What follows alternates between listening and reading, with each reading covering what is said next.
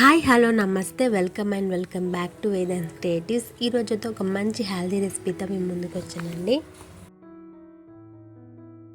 పిల్లలకు మంచి రుచితో పాటు ఆరోగ్యానికి మేలు చేసే ఒక హెల్దీ సెర్లాక్ రెసిపీని అయితే నేను మీతో షేర్ చేసుకుంటున్నానండి.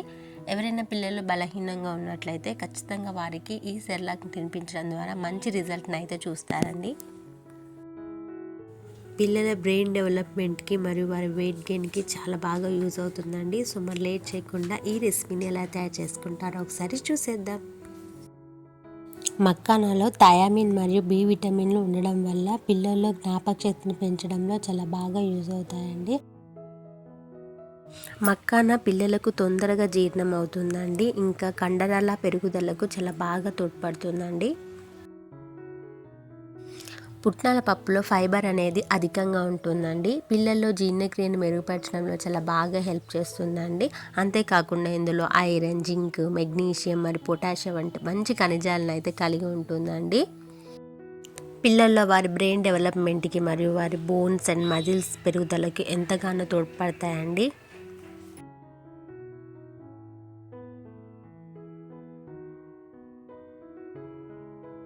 పిల్లలకి మంచి సోర్స్ ఆఫ్ రిచ్ ఫుడ్ అంటే బాదమేనండి. ఇందులో చాలా vitamins, minerals, fats, fibre content అనేది ఎక్కువగా ఉంటాయండి. సో ఇవి పిల్లలు వారి బ్రెయిన్ డెవలప్మెంట్కి చాలా బాగా పనిచేస్తాయండి.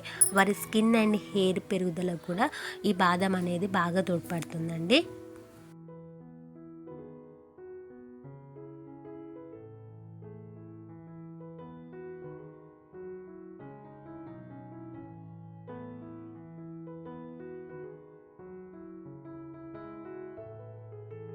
మైసూర్ పప్పు అండి, ఇది కూడా one of the best rich food for babies అని చెప్పచ్చండి. ఇందులో ఫైబర్ అండ్ ఐరన్ వంటి మంచి పోషకాలు అయితే పిల్లల ఎదుగుదలకు బాగా యూస్ అవుతాయండి.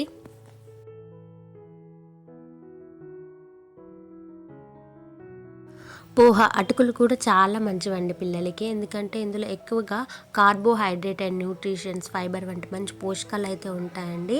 ఇవి పిల్లలకి తినిపించడం వల్ల ఏంటంటే తొందరగా జీర్ణం అవుతాయండి. పిల్లల్లో ఇమ్యూనిటీని బూస్ట్ చేయడానికి చాలా బాగా పనిచేస్తాయండి. వీటన్నింటిని మంచిగా వేయించుకోవాలండి. ఇలా వేయించుకున్న వాటిని పౌడర్ చేసుకొని ఒక డబ్బాలోకి స్టోర్ చేసుకోవాలి.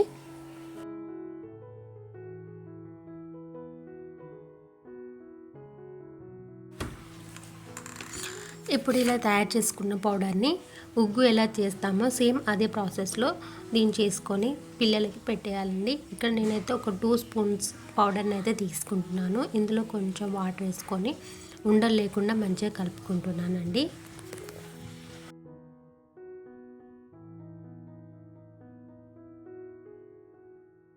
ఇలా కలుపుకున్న టెక్స్చర్ని బాగా ఉడికించుకోవాలండి. దీనికి కొంచెం టైం తక్కువగానే పడుతుంది, ఎందుకంటే ఫైన్ పౌడర్గా ఉంటుంది కాబట్టి తొందరగా ఉడికిపోతుందండి ఇది.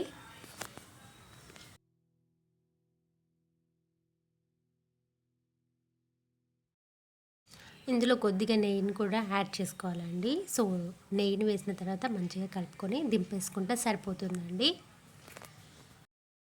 ఇలాంటి మరిన్ని హెల్దీ రెసిపీస్ కోసం మన ఛానల్ని సబ్స్క్రైబ్ చేసుకోండి. అలాగే వీడియోకి ఒక లైక్ ఇవ్వడం మాత్రం అస్సలు మర్చిపోకండి friends. Thank you for watching this video.